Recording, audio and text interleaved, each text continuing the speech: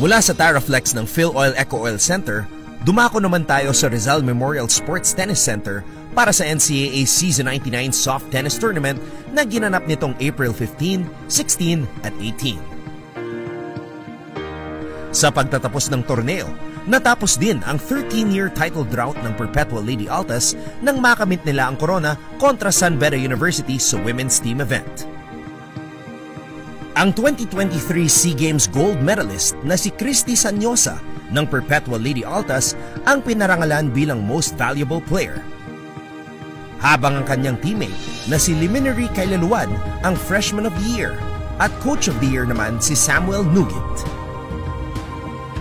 First runner-up ang San Beda University at Rookie of the Year ang Lioness na si Angela Valdez.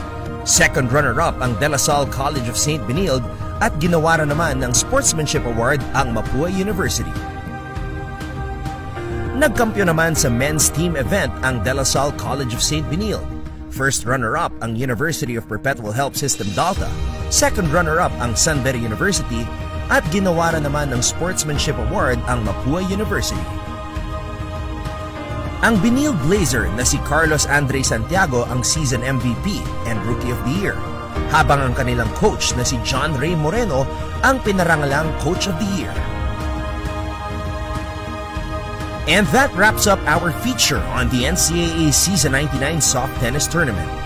Until our next mga kapuso, ito po si Anton Rojas para sa Game On!